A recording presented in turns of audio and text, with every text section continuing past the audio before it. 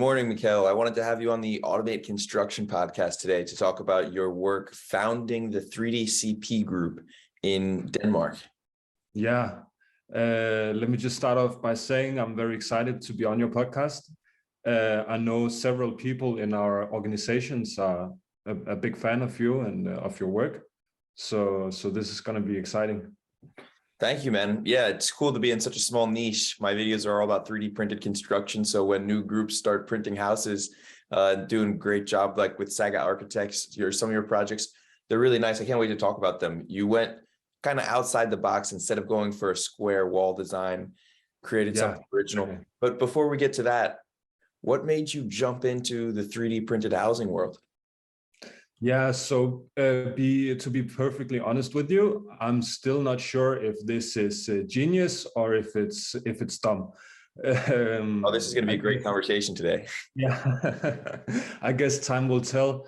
I was at a birthday party with some friends of mine about a year and a half ago, and we were talking about the construction industry and how it hadn't really moved along in terms of efficiency and output. Mm-hmm. And we were looking at this graph, which has become my favorite graph by now, of how the efficiency in different sectors had improved since the 1950s. And we could see that in the agriculture sector, efficiency had improved by 1,600%. And in the construction industry, it had improved only 10% in the same time. Wow. So that told us that we need something radically different, both in order to increase output, but also to make housing affordable and available to everyone.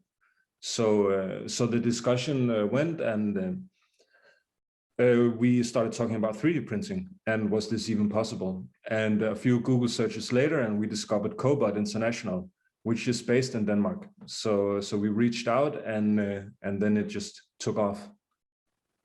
Yeah, absolutely. And so the first print you did, being located in Denmark, that's also where the Cobod headquarters is, which is a great convenience for you. They have international customers, but to be located in the same country as your print supplier, I'm sure there's a lot of synergies there. Did you purchase a printer from them?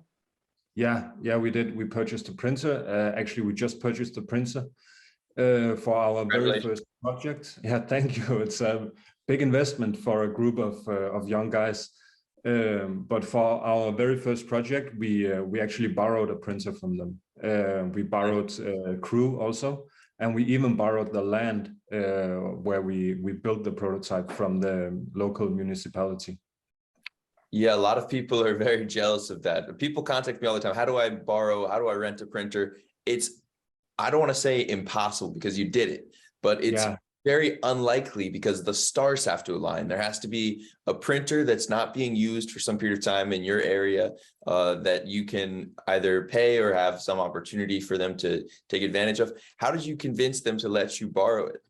I mean, I still ponder that. And to be honest with you, the amount of luck involved with our entire process is mind-blowing. As you say, it's like the stars have aligned for us. Henrik, the CEO of Cobod, fortunately took a liking to us, and especially to Saga Architects, which is part owner of 3DCP Group. And I guess they see a strategic importance of having not only the 3D printers produced in Denmark, but also a entrepreneur using them in Denmark, so they can more easily, I guess, show their clients our projects. But that being said, I don't think they will ever let amateurs borrow a printer again from them. But fortunately, they did for us. Well, you're not any more amateur than their other customers who get their first printer for the most part, because it's such a new industry. That's true. That being said, I think many of their customers have experience in conventional construction, which none of us did. Like we were all straight out of university and young, dumb, and really ambitious. So when you look at the printers they've sold in America, the Printed Farms guys didn't have so much construction experience besides having some properties, buildings built on their own properties. And the Alquist guys didn't have any traditional construction experience. It's almost, I'd say 50-50. Some people have a lot of 3D printing experience, not construction, and vice versa. And I think everybody feels like they're jumping into something very new once they start printing. So I guess Cobod gave you the training before they let you mess around with the printer. Yeah. And did it take a while to get the hang of? It did. So I think not as much the printer, but more the material that we were using. So one of the terms of which we were allowed to borrow the printer was that we were to be a testing ground for concrete batched on site. So our prototype is the first building ever made with real concrete and not the ready mixes that was used in prior projects. So we had like local sand, local gravel, local cement, and then some additives. And it took us about 2 to 3 weeks just to get the recipe right. And we actually had to fly in a guy from Switzerland just to help us get the recipe. But once we... Zurich? What? From Zurich or from there? From CEMEX, the partner of Cobod. But once we hit the recipe, the house really shot up. Like we were able to print about 80 centimeters per day, which is quite impressive, yeah. And the house is how tall? So I guess at the highest point, it's just around 5 meters tall. The thing is with the 3D printer, once you have it installed, the material is so cheap that it makes sense to just build really tall buildings. So did you have any say in the design in terms of preferences or something, or did you just go to Saga and say, we want a really cool 3D printed building and we know you can do it? That was all Saga. Yeah, cool. They did a great job. I would love to have their architect on the podcast as well to follow up on the design of this project. But let's talk more about the construction of it. Was it permitted traditionally in Denmark? Yes, the permits is the same as if it was like traditional brick and mortar. And in order to get those permits, we had to do hidden columns in the wall. And actually 60% of our print time was used or spent making these columns, which are not important to the structural integrity of the building, but solely to comply with building regulations. So once regulations are up to date, we would be able to have a print time of this 37 square meter building of only 10 hours. Yeah, to the engineers, it's important for the structural integrity of the building, right? Yes. But they're not recognizing the structural integrity of the printed concrete yet in the regulations, unfortunately. I think that'll be a step in the right direction when and if it happens. Some people think you need rebar in concrete, and so it can't be structural without rebar. We'll see how that comes to fruition, but you really saw the bleeding edge. It's not easy to be innovating, right? Exactly. There's a lot of hurdles. Fortunately, there's a lot of advantages also to being first movers from people pitching in and are willing to help. With regards to the rebar, we actually made a partnership with the PPCD and PP Nordica, who are experts in fiber reinforced concrete. And their engineers helped us getting a recipe for the concrete where we were able to do the columns without using steel, but just using fiber reinforcements. Very nice. And so yourself, Saga, is there more partners in your group? There is a Big Control, an engineering company, and then there are some investors in order to fund the party. Very nice. That's a good mix of experience. I'm sure the investors maybe are more seasoned in terms of startups and maybe business operation in Denmark specifically. What are your plans? You printed that first house. Have you printed a second building yet? Not yet. We have several projects on our drawing board. we have a challenge with the societal readiness level for this. Sure. I guess the perceived risk from the customer and the actual risk in the construction, there is a discrepancy in there. So people perceive a larger risk with choosing a 3D printed building. So we're trying really hard to combat that. That being said, we have a exciting project, hopefully launching next year, of student housing in cooperation with the local government here. And also we are drawing currently on some vacation homes that we hope to start building in 2 months already. Very nice. I personally see more risk in a printed home. I guess partially because there's just less of them. So when you have less of something completed, it's more risky. And especially since it's usually the first in the region, nobody has experience with it. So all of the contractors working on the project for the windows, the roof, the slab, the electrical, everything going in the printed house, even the finishings inside the house, the cabinets, the appliances, working with a printed house for the first time, there are differences. And it's not a risk that can't be overcome. Of course, I've seen a lot of 3D printed houses, people that can accomplish it, but I've also heard about a lot of projects people wanted to accomplish that didn't come to fruition. So there certainly there's risks, from my opinion, and the real risk seems to be cost. If everybody wants 3D printing to deliver all in a cheaper construction, was that your goal? That is the long-term goal, yeah. We want to bring down the price of construction, and we want to give the customer a complete architectural freedom of the design. However, we're not there yet. As of right now, we believe that we are kind of on par with the conventional construction. However, once we get the issues such as the columns, the concrete being accepted as being load-bearing, then we will be able to bring down the cost quite significantly. And also, I do not believe the right way to go about it is to just have a single printer and print a single building. The thing is, this technology is extremely scalable. So you don't need to double your crew whenever you double the amount of printers.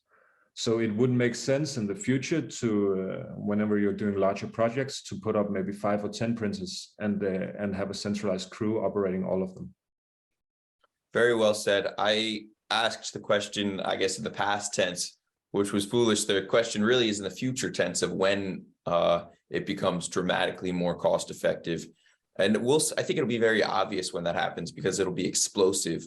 Every contractor will be knocking on the doors of these companies to get these printers. But to get there, as an early adopter, you were talking about some of the ways you have been helped. How can you go into more detail about that? Yeah, so when we built our prototype, as we already talked about, we borrowed the printer, we borrowed the land also from the local government, and we were given, from the time we approached the government saying, can we build a prototype, and until the printer was on site, was only 5 weeks. And within those 5 weeks, we had the house drawn, projected, we had it, got the building permits, everything, and we also managed to find about 30 local partners who all chipped in. So we got free electrician work, we got free kitchen, free flooring, ceiling, windows, manpower. So like, I think we're tapping into some sort of fascination with the future with this technology. And it really is like the first time you experience the printer firsthand and you see it on site, it really is quite a mind-blowing experience. Because when everything works, it's basically 5 guys looking at a robot that's building a house for you. So yeah, fortunately, there was a lot of good people willing to help us along and who see a potential in this technology. Yeah, it's easy to imagine the huge value of a robot that can build a house for you while 5 people are watching. And I think people see the potential of that, and that's why they're willing to go above and beyond and donate their time, resources to help this, maybe just out of understanding how great it could be for humanity. That exactly. Deep down, people just know construction should be automated. It's cool to see. And this specifically for the house you printed, to talk about cost parity, it would be so hard to get somebody to build that house traditionally. You'd have to ask 10 contractors and 9 of them would tell you to go screw yourself. Yes, exactly. Yeah, that's true. The thing is with the 3D printer, the price of building a straight wall, a curved wall, or a wavy wall, it's all the same. The printer doesn't care. But if you want to get a guy like a mason with the brick and mortar to build a curved wall, he's gonna either kill you or charge the hell out of you. So yeah, that's it. The technology really opens doors for doing like organic shapes. We're looking now into doing patterns and structures into the walls, mimicking the landscape. It's like the opportunities are to be explored, because we're still in the very, very early days of this technology. Yeah, definitely. And it has a lot of growth, and it is growing. It seems the cost parity, I think there's a lot of things, because you're getting the kind of help from the other companies, it's hard to really get a true cost calculation. Those things are really useful right now. Maybe other groups that are the first in their cities or the first in their countries can replicate that strategy, but it's not scalable for like 1,000 units or 10,000 or 1,000,000 units. We really need a lot more data going forward, but it doesn't have to be the cheapest method of construction. Like you're saying, you're trying different designs and making it a premium product. Have you sold the house? What's your intention with the one you built now? It's a sad story. There has to be a parking lot where we built our prototype. So at some point it has to be demolished. But it's still standing as of right now, so we try to cherish it as long as we have it. That being said, immediately next to the prototype, we have reserved the land for a larger project that we hopefully will start soon. That's good. So the government donated you the land just to use temporarily. Yeah, and we knew that going into it, that this was sort of our proof of concept, because you can imagine we approached the government actually with the idea of building student housing with the 3D printer, and they thought this was really excited, and then they asked us, well, have you done this before? We said, oh, well, no. So they're like, all right, maybe you can show us with a prototype that you can actually do it, and then if that's successful, we can have a talk about a larger project. Yeah. And so the next project, you mentioned you have a couple on the drawing board. You haven't committed specifically to one yet, or you know what you'll be starting next? Yeah, so we will be starting some vacation homes. Oh, you did mention that. Yeah, 11 units by the western shoreline of Denmark. Yeah, mimicking where we're gonna work with structures or like surfaces, and mimicking the landscape around. We hope to start that in about 2 months from now, and then go as long as we can, as long as the weather will allow us. And then next year, we hope to do the student housing, which will be 36 units. Good. It's nice to see larger projects instead of just one house at a time. Will you be using the batch plant mixer again? Yeah, we will. Our printer is actually in the Ukraine right now building a kindergarten. Wow. And there we are experimenting with some features in the batch plant that is capable of adjusting the ratio of sand and gravel and cement automatically based on how the weather is. Nice. Yeah, and we hope that to be successful, because it really is quite challenging all the time having to adjust the mix. Yeah, that's true. It's a lot of attention, and it's just part of the innovation process. like when people are building things from scratch or for the first time experimenting, sometimes it's held together with duct tape for a while before you figure out exactly where you want to put it, and then you screw it in permanently. So yeah, actually, it's funny you mentioned duct tape, because we when we did our prototype, as I said, we were the first to ever do the on-site batching, and you had to add stiffener to the concrete, and that has to be added at the printhead. But there was no solution yet for attaching the stiffener to the printhead, so that was just duct tape.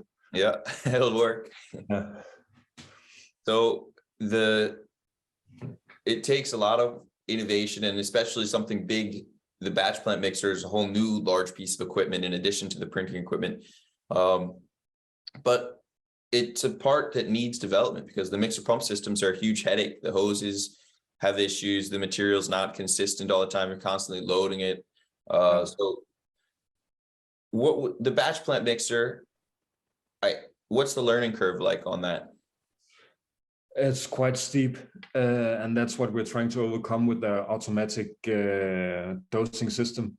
Fortunately, the manufacturer of the batch plant is located about 30 miles from us also, so we have their help at hand. But you're completely right, like we had multiple cloggings of the hose. We had a sensor malfunction at one point of the batching plant, which was supposed to dose the accelerator, and instead of dosing 200 milliliters, it dosed 20 liters, which meant that the entire mix turned to stone inside of the mixer, and that took us like 2 days with just a hammer and a chisel to clean it out. So there's a lot of little issues that we're trying to solve along the way. I think every group can relate to hammer and a chisel, at least one experience with. Yeah, for sure. Sebastian from Saga, he has a great analogy of where the technology is today. So I'm gonna, as I'm on your podcast before he is, I'm gonna steal it from him, and I'm probably gonna butcher it too. But during the Industrial Revolution in about what was it, 1780, they built a bridge in England called the Iron Bridge with this new fantastic material, which was cast iron. And even though this material was new and fantastic, they had no experience building with it. So they had carpenters construct the bridge, which meant that you got wood joints made in metal. So not a very efficient way of using it. If you then fast forward 100 years, they had built the Eiffel Tower in the same material, and they had learned to master this material. And where we are with 3D printing today is at the Iron Bridge. So we're still learning how to 3D print. We have to completely rethink housing and construction. And I think hopefully we can master it faster than 100 years. I think if you give us 10 or 15 years, we're gonna see like improvements we can't even imagine today. Yeah, that's a good analogy. And humans are so much better at working together now in scale because of the internet and online collaborative tools that, yeah, I think it'll be much faster. Somebody can come up with an innovation that the whole world can see overnight.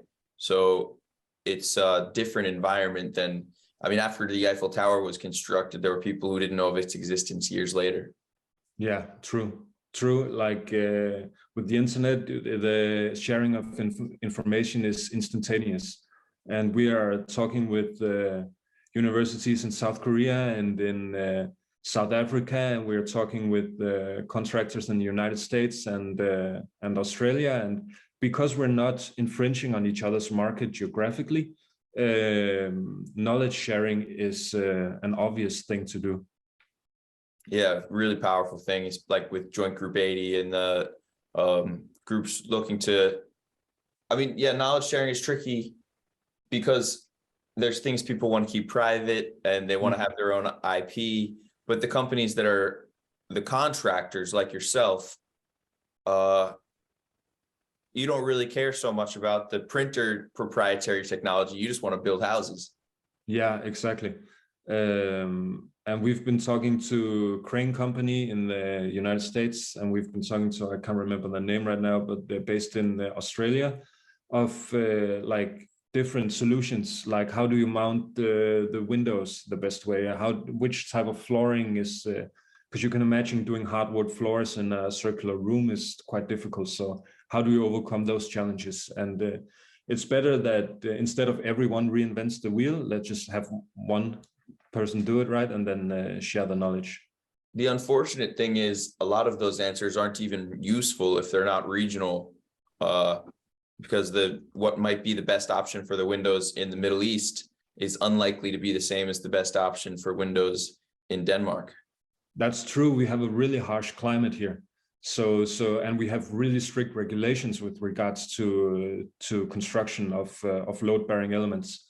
So those things we have to kind of solve ourselves. That's true. Yeah, they have a harsh climate there too. I don't know which is harsher, the heat or the cold. Yeah, I mean we had a lot of issues actually with rain. Water always finds a way. We found out the hard way. So we've optimized quite a bit on our wall structures in order to waterproof it. Interesting. Issues with rain after the print? Yeah, exactly. And I think it really comes down to, again, us being the first to use this material. So there have been a lot of laboratory tests, but once it's in the real world, you get surprised sometimes. Certainly, pretty much every time things don't happen the same in the lab as the real world, but that's why the early adopter work is so important. The issue with the water coming through, was that like permeability of the material, or was the roof structure not waterproof enough? Yeah, it was penetrating the walls, seeping through the walls, as we had I guess 2 large pores and 2 thin walls, basically. So I know that now CEMIX, based on our data, has developed an additive that you can add into the concrete, which kind of seals it, and also a treatment you can coat the building in afterwards. And we tested that also on our prototype, and it 100% solved the issue. Nice. Ideally, that can be duct taped to the printer. Yes, exactly. So the material you used was a regular concrete, you mentioned. Was that full-size aggregate over 2 millimeters? Yeah, we used up to 1 centimeter. Wow. Aggregate. Yeah, that's serious. That it is, and we did a layer height of 4 centimeters and a layer width of 5 centimeters, and that's also quite. We didn't know that at the time, but we learned that speaking to concrete scientists, that's it's amazing that we didn't see more cracks when we build it in that manner, but we have basically no cracks in our concrete. Mm-hmm. And CEMIX used their special 1% defab solution? Exactly, yeah. Cool. The aggregate, the larger aggregate, I'm just picturing a huge pile of rotor stators at the end of the project. Yeah, it basically was. Yeah. The larger aggregate rips up the rotor stators faster? I guess the issue with using larger aggregates is if you buy them as we did very cheaply, sometimes very large aggregates will get in with the smaller ones. And we had a few hose clogs as a result of that. And those are quite tricky to solve. Especially because with the defab solution, the concrete hardens really quickly. So we're talking minutes of the concrete being stationary in the hose before you lose it. So we lost, I think, 2 hoses due to the aggregates being large. And also you will see by using large aggregates, if you don't have the water ratio quite right, we saw quite a bit of segregation of the material also. is that from the outer and interior portions of the hose, or is that a different type? Where does the segregation happen? It happens inside of the hose. So basically the larger aggregates will clog up, and it will only allow the water and the finer aggregates through. And unfortunately, it takes a bit too long before you realize the issue. You realize it once you see that the pressure in the pump is at 200 PSI all of a sudden. And then fixing the issue is also quite tricky, because you cannot pump it out. So you have to, like we were using these giant hammers and just hammering away on the hose, trying to dissolve the clog. And then once you dissolve it, you have to make sure that no one's standing at the end of the hose, because it's going to shoot out like a shotgun. Yeah, there's a couple concrete facilities with concrete on the ceiling. Yeah. It's a cool part that needs more innovation, potentially the hose. I know Cobod has some solutions like the high throughput hose that has that's kind of less likely to clog. The hose has a higher diameter, but then you're using more material. So if you want to be the most efficient, the most environmentally friendly, it looks like their approach they took with your house was to attempt a really thin wall. There would have been a lot of efficiency if they could get away with that, right? Yeah, exactly. And with regards to the hose, just a small thing as changing the color of the hose from black to white reduces the amount of heat from the sun that the hose attracts, and that reduces the time with which the material hardens inside of the hose. Wow. So yeah, we know that in Saudi Arabia they actually cover their hose in like reflective material in order to, and also even foam and like insulation around the hose in order to keep the temperature down inside of the hose. Cool. So you mentioned your group, you have some investors. Is that how you raised the initial funding to buy the printer? Yeah, it is. It's no secret that all of us were pretty poor going into this. Me and my partner Hassan, we were straight out of university. Saga had only been going for a few years and was doing very conceptual work. I guess the engineers had some funds, but we were fortunate enough to find the two investors with several years of experience in the construction industry, who saw the potential in this and who were able to and willing to fund the R&D going on, and also of course the printer. Very cool. What did you study? I studied law, actually. So I mean, it was obvious that I was going to end up in construction, right? Yeah, it was obvious. Construction, 3D printing was just an obvious path. Yeah, of course.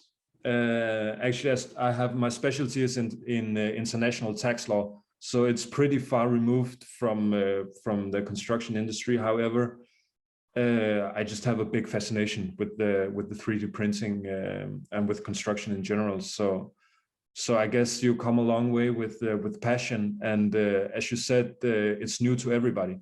Yeah. So I guess in some aspects it might even be an advantage, because you think outside of the box by default when you know nothing about the subject matter. And then of course Hassan, my partner, he's an engineer. We have the engineering company, we have the architects. So we have some people in the organization that actually know about construction. But myself personally, I know very little. That's also why whenever we get a bit technical, I might say something that's like that doesn't make sense. So take it with a grain of salt. Oh, that's okay. Especially when it comes to construction, there's really experienced contractors who don't know how to talk about how the electrical works, because they have a great electrician who handles the job and they trust to give a fair bill at the end of the day. So construction is relationships based. You don't know how to do everything yourself. You know a guy that knows how to do everything. And they're much better than you at it because they are very specialized in the one thing. So it's better that way. Yeah, exactly. And then I get to geek out in the construction regulations and the contracts and all of that stuff. Yeah, I was going to ask, with the legal background, does that give you a unique perspective on the regulations of printed concrete? I guess it does. I mean, at least I know how to read the text. I know which channels to go through in order to have the appropriate changes made. I know how to communicate with the government. There's different sectors of the government regulating this stuff. So right now we're actually looking into how we can get the concrete approved as being load bearing, because the concrete in our walls in the prototype is twice as strong as the concrete in the columns. But on paper, it's the columns that provide the structural integrity. So the 3D printed concrete is in and of itself plenty strong to support the building and the roof structure. And the thing compression, not tension. That's the thing. Yeah, that's the thing. We're looking into solving that with fibers and doing triple walls placed in strategic places. But we land in between two chairs in the building regulation. We land in between precast or in situ cast concrete, and in between a stacking construction like brick and mortar, because we cast the concrete but in stacks. Like so it's there isn't really obvious yet which of the two roads to go down, but I think in the end 3D printed construction needs to have its own classification in the building code. Yeah, it's true. I've thought about both of those comparisons, but never simultaneously. It's an interesting combination of those things. There's no formwork, or it is the formwork for the column. Yeah. Very interesting. So did you have any officials visit the printed building that you did in anticipation of winning further permits in the future? Yeah, we did. Actually, we had so for the student housing we're doing, it's a part governmental project. It has to go through certain instances where it needs to be approved. And we're actually going on a tour with it's called the Construction Damage Fund, I think, like if I try to translate it. And you have to sign an insurance with them whenever you do a governmental project. Mm-hmm. So we have had a lot of dialogue with them in order to have to give them faith in this technology and the final product, and we're going on a tour with them starting next month to speak with like social housing organizations to try and kick in the door to that market, basically.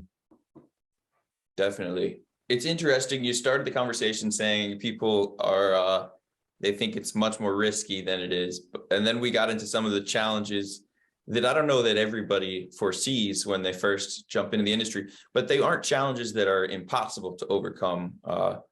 They are hard work, though. It's not just clicking a button and easy. Can you, now that we've reflected on all this, can you go back and revisit the risk comment? Yeah,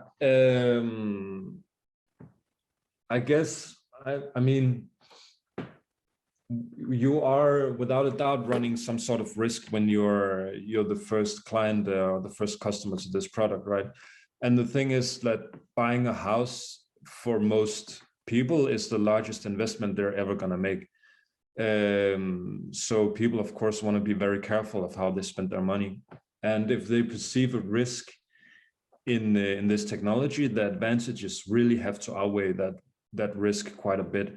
That being the unique architecture or the having something that your neighbors don't. And that's why having the seal of approval from from the government and doing governmental projects, we really hope that that's gonna dissipate a lot of the perceived risk. So that's why it's a high priority for us. It's not projects that we're gonna earn any money doing, but it's projects that will cement the process and the technology as trustworthy in the eyes of the public. Yeah, the real value you're building is the IP and the skill of your company. You'll be able to print more buildings in the future, and you'll be, I think, the most skilled 3D CP contractor in Denmark, certainly, if you complete 11 units. Yeah, has done that. Yeah, I mean, as of right now, we're the only ones, so it's not that hard to be the most skilled.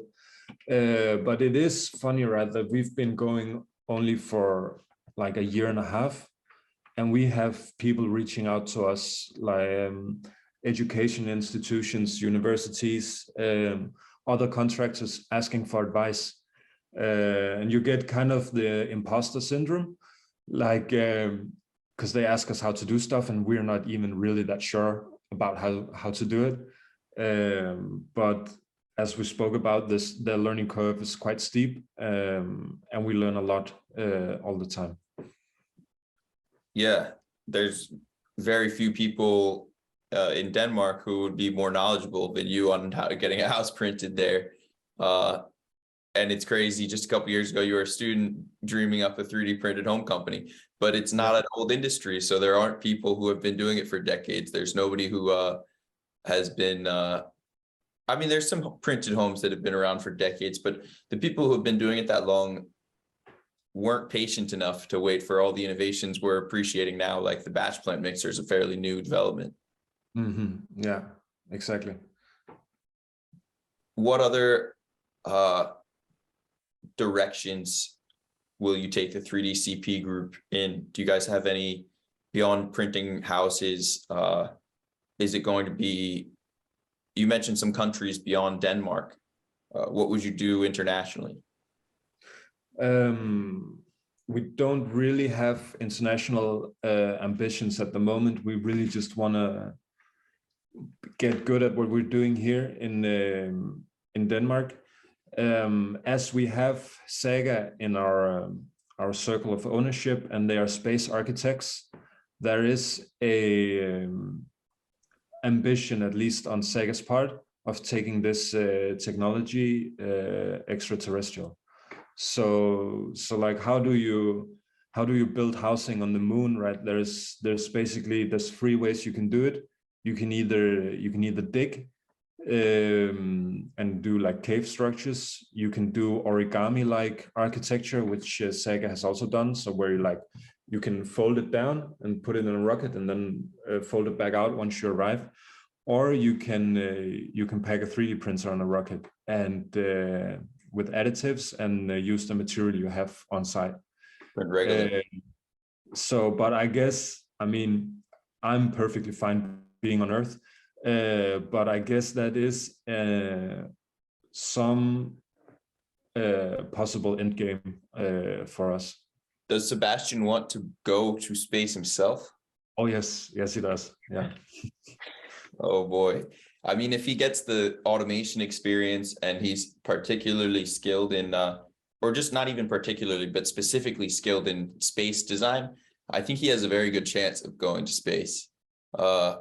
There's a lot of people that want to go, but the question is how many useful people want to go. So if he could be a useful person for them, yeah, I mean, Elon on their earnings call yesterday was saying they want 1 million people up there to be self-sustaining. So he'll have a shot, but he was also saying it's going to be dangerous, deadly, glorious. Yeah. I mean, it takes a special kind of person to be willing to run that risk. But I have nothing but respect for it. I think it's really cool. But to get back to, would you go? No. I'm way too comfortable here on Earth. Like I'm just gonna stay here and run our company, I think. But you were asking about what else can this technology do, right? And we've had some quite interesting inquiries from everything from people who breed fish, like doing tanks, also doing silos for the energy sector. There's a possibility of doing infrastructure. We've seen people doing artificial reefs for coral reef reconstruction. There's military application possibilities also for this. We've seen furniture being printed, and we even see Cobod doing the basis of windmills with the 3D printer also, together with General Electrics, which is quite exciting also. Yeah, that's a pretty cool one. We'll see when they if and when they scale that up. They've been doing a lot of testing for a long time It's pretty cool that it's such a unique application. They have crazy print heads and different solutions for it. I mean, And the Bot Excel printer. I'm sorry. GE is a huge company too, so it's good to see big players getting involved. Yeah, it's like I think it's the oldest electronics company in the world. And the Bot Excel printer that they built for GE is really quite impressive. I was fortunate enough to visit their offices when they were doing some testing with it, and it has two print heads, where one print head is not an actual print head but works as a crane in order to apply the reinforcement for the concrete, and it has dimensions capable of doing 30 meters by 30 meters by 30 meters structures. So we're like, this is next level. It's really cool. Yeah, I just wish I had seen them showing more of what they're doing with it. They don't have a lot of content about it, and they've had the printer for years now. And yeah, I gotta maybe interview them or snoop around something, figure it out. We'll see.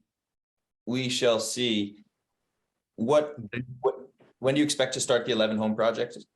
We hope to start it in about a month's time. So we're just finishing up the architecture right now, and they're going to be quite cool. And then we hope to get the permits through quite quickly before winter comes here in Denmark, and the conditions becomes too challenging. And it's going to be 11 units, but divided into two. So there's going to be 22 living units, 2 stories also. And I think maybe we're going to try and do a 3D printed floor separation, which will be quite cool also. We did the world's first 3D printed floor separation in the prototype, but we used it as a roof instead. But the thought is, when you have an unconventional building geometry, so organic shapes and stuff, having a carpenter or someone doing a floor separation is going to be very time consuming and also very expensive. So the idea was to use the printer to do the formwork, because the printer knows the shape of the building, right? So we printed the outline of the roofing section. Then we added the rebar. We cast concrete 50%. And then we hoisted it on top of the roof and placed the pieces like a jigsaw puzzle, and then finished the pouring of concrete.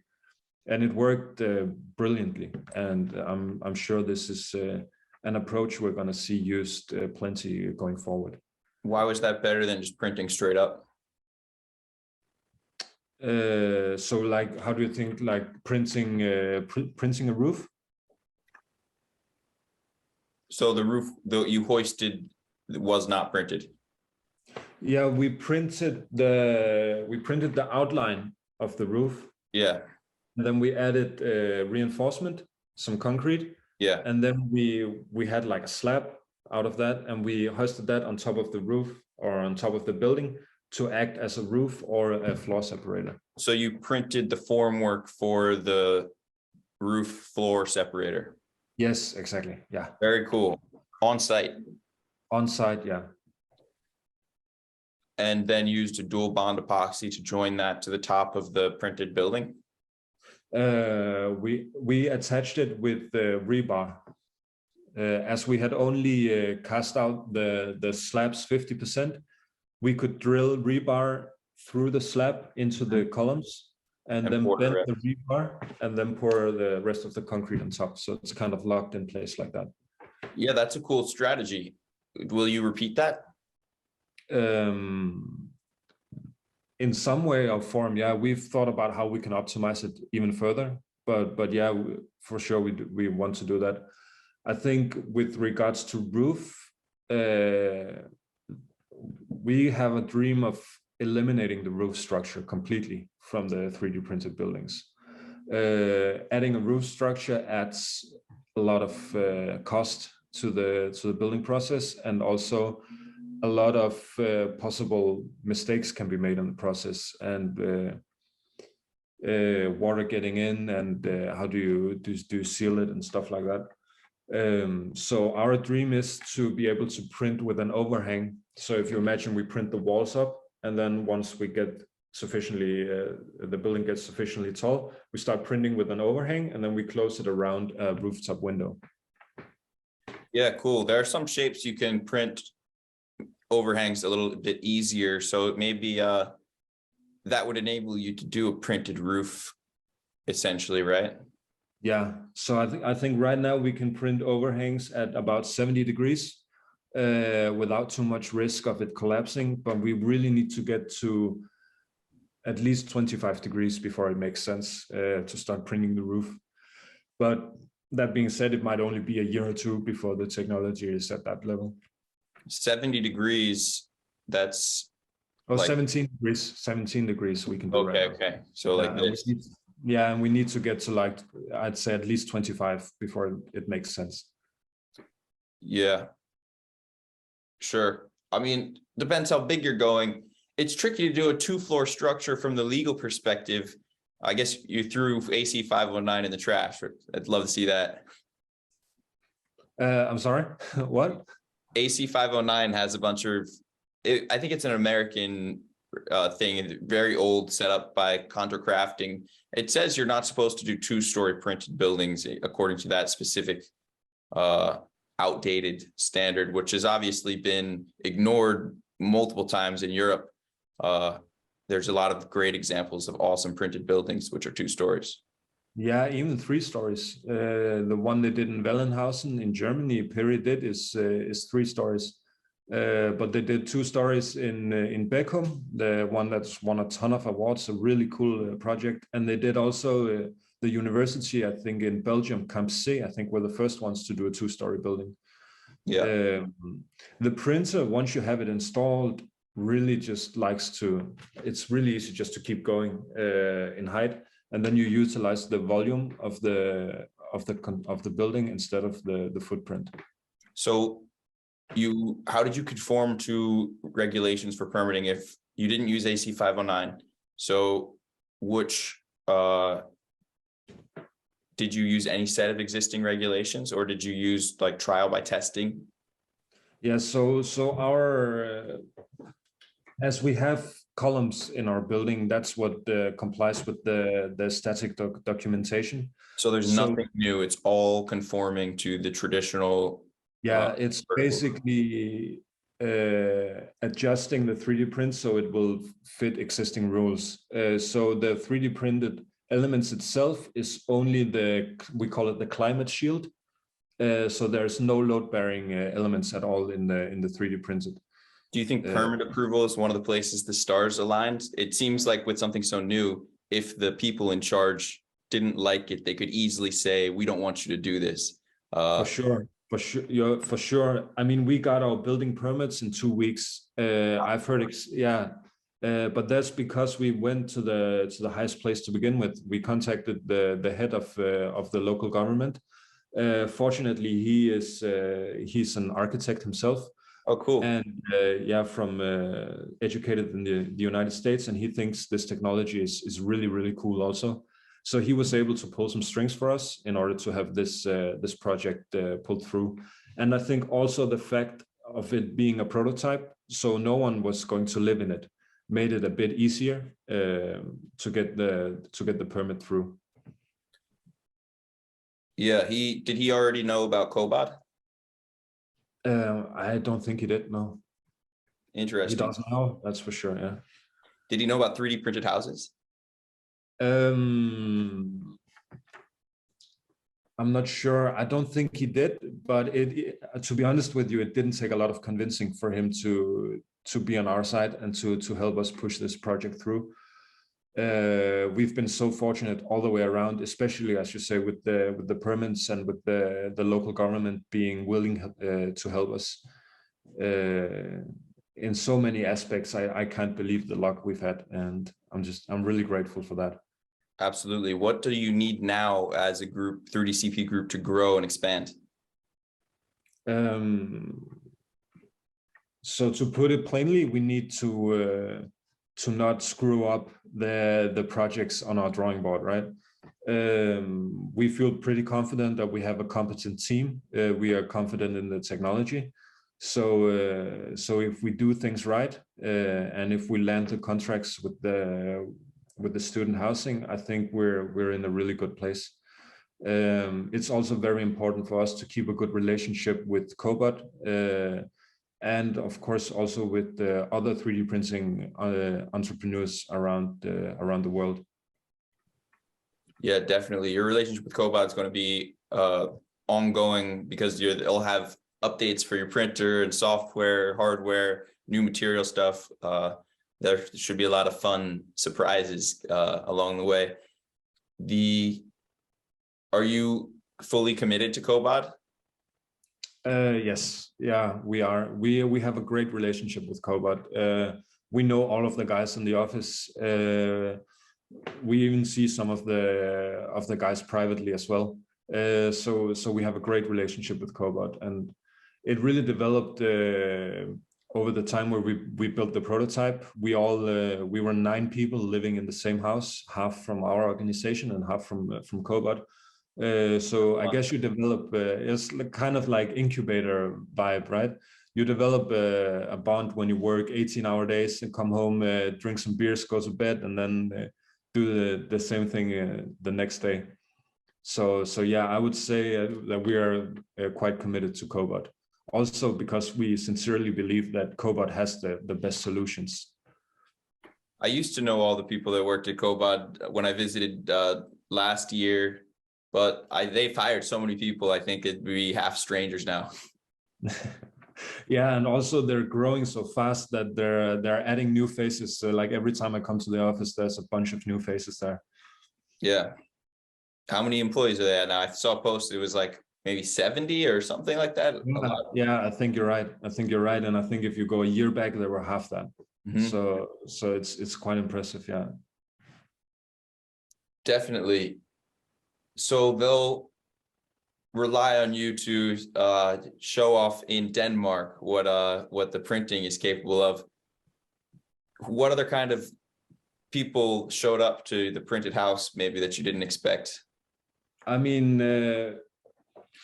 the day I counted most people, I counted more than 50 spectators just looking at us building. And that was also quite an eye-opener for me, because how many conventional building sites have spectators?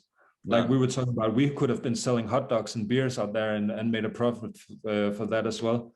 We had people who had driven across the country, even from neighboring countries. We had people who had driven from Germany to come look at us print. So this is just, it's like, it makes me happy to see the amount of interest we get in this. I've had people fly in from all around the world also to see our tiny house. I've had people from Chile, from Guatemala, Malaysia, Australia, the United States, all over Europe come to visit the house. So it gives me belief that we're onto something here. Yeah, if they duct taped a mini fridge and a hot dog stand to the machine, they could make a profit. Maybe yeah, for sure. That up like a convenience, set it all up autonomously so the spectators can buy food when there's nobody operating the printer. Yeah. So did you put appliances and electrical and everything in the printed home, the demo home you did? Yeah, everything but plumbing. The plumbing was quite expensive, and it would have been done the same way as you do conventional anyways. But we did all of the electrical works, all of the insulation, all of like, it's basically a finished house. And did you make cuts into the concrete while it was wet, after it dried? Both. While it was wet, we did for the electrical outlets, because it's quite easy that way. And we did quite a few cuts after it dried, because we ordered doors and windows in the wrong size. We ordered the doors and windows the size of the hole in the wall. So we had to cut the wall pretty much everywhere. But that gave us great insight to the way the layers bind together once we cut a cross section. And fortunately, we see no cold joints whatsoever in between the layers. It's perfectly homogeneous. Interesting. Even when between printing days? No, not in between printed days. There's another solution for that. Yeah, like we do the elephant's foot in order for the concrete to wrap around the previous layer, and then we have a sort of epoxy that binds the two layers together.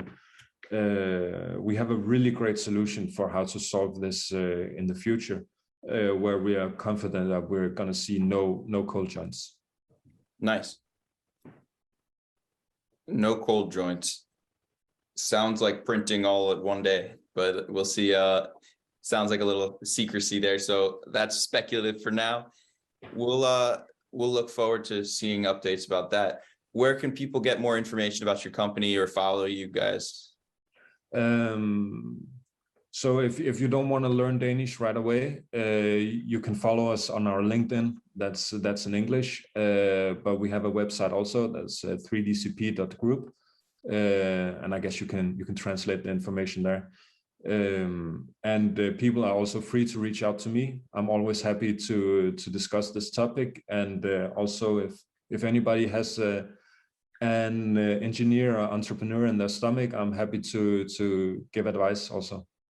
Do you have any place with like digital media, videos, pictures, stuff that breaks the language barrier? I guess our LinkedIn is the best place to go. There's quite a lot of pictures, quite a lot of videos, and this is also the best way to reach us if there's any questions or additional information. You guys got to get on TikTok and Instagram. You post enough videos, 1 in 100 gets 1 million views. I know. I'm. It's on the list. I mean, I myself don't even have Instagram or Twitter, or so I'm kind of. It's very foreign countries, the social media for me, but it's on the list. Yeah. Yeah, definitely. I mean, in terms of, you're talking about 50 spectators. If you have your phone with you, you can have 1 million spectators right in your pocket. And yeah, that's true. It's a good thing for your business to bring in clients and stuff. So I would highly recommend you take advantage of that, especially because it has that. How many construction companies get people excited? Yeah, that's true. And if anything, the fact that we did have that many spectators and people who were willing to drive for hours and hours to come look at us build this 37 square meters house, it is quite an indication that there's great public interest and people find this exciting. And that's great, because as you say, how many conventional construction projects get people excited? It's not a lot. Unless you're that guy from the B1M, he seems to get pretty excited about the conventional projects still. He has great videos. So is there anything we didn't cover on this podcast that we can touch on? Anything we forgot? I guess it would make sense to bring on Sebastian to talk a lot about the architecture, and definitely he has some great ideas also for the future of 3D printing. And to be honest with you, he's better at this format than I am, so it would make sense to continue the talk. Oh, you sell yourself short. This has actually been fantastic because you have such a unique perspective. I mean, you're not married to the technology. You're not promoting it as like a overnight savior kind of situation. And you had your first experience printing a house, so you've seen the what it takes to be on the bleeding edge, and yeah, you're sharing that, and this has been really insightful. And I mean, you just reminded me that we use cement. Like there's a huge environmental spectrum to this, right? And we get a lot of flack for using cement, which is completely justified. Cement is one of the worst climate sinners whatsoever we have. But I think it's important to look at the cement as a launch pad for the technology. There's no doubt in my mind that in 10 years' time, we are 3D printing, but we're doing it without cement. So in the meantime, we have to use this climate sinner in order to become experts in the technology, and then we can adapt to new materials afterwards.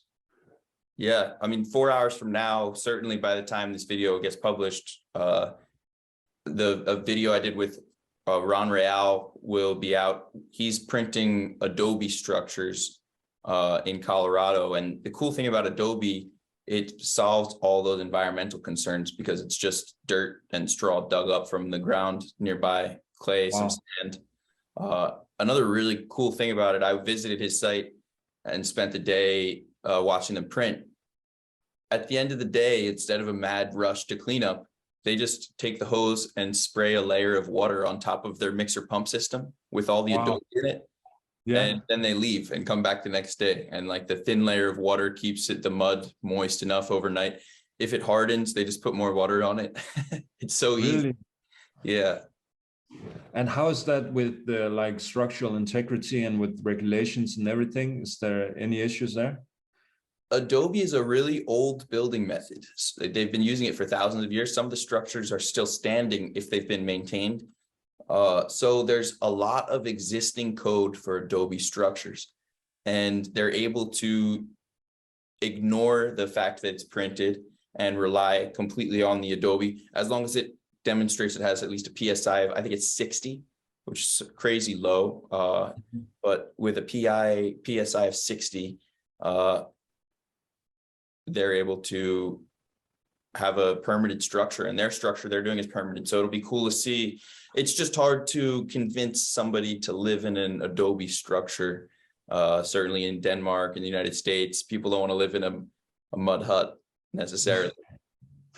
Yeah, but I think we're going to see some sort of iteration of that in the future. We're cooperating with the university, doing some limestone and hemp fiber mixture that really suits itself for 3D printing and is completely carbon neutral as well. So it's just really important for me to acknowledge that I know cement is not good for the environment, and I know we're using it, but we are 100% certain that this is just a launch pad for the technology and for us to adopt carbon neutral materials. Yeah, I have that philosophy too. Maybe it's a geopolymer, maybe it's some other material innovation. Yeah, the cement ideally could be temporary, or maybe just reduced in how much cement is used. Maybe it's a much smaller quantity. It's hard to say, but the material needs improvement. I agree. And the scalability of it, the ease of use. I think it would be maybe advantageous to use combinations of different materials. Did you feel the printed house you did was very homogeneous? Yeah, and it also, you're right. I think the future of 3D printing is also some sort of hybrid structure, but because it becomes very much gray, and it can become almost bunker-like. We actually asked the military if they would like to come out and try and like throw a hand grenade into the building to see how it handles, right? Because yeah, I mean, right now we're using 3D print everywhere in our structures because it's new and it's exciting and it's cool. But I think you really have to optimize it and look at hybrid solutions where you combine it with wood or other construction elements. Yeah, wood is tough to print, but if you could have another element, I mean, it doesn't all have to be printed, of course. It's more about the design at the end of the day, but I appreciate what you're saying about you're trying to print as much as you can because you just got the printer, you're excited, you want to use it. Yeah, exactly. There's some really beautiful rammed earth buildings. Have you ever seen stuff like that? Not like extensively, but I have browsed through it. Yeah. Those are used sometimes just as like a feature wall, not a whole home. I always think that's really nice. Maybe Adobe, I don't know. It has a lot of insulatory value. So that's useful for an exterior wall versus an interior wall. I don't know. Are there any other materials you'd like to see people experiment more with? I know there is a company here in Denmark experimenting with waste plastic, doing tiny homes out of waste plastic and added with wood fibers.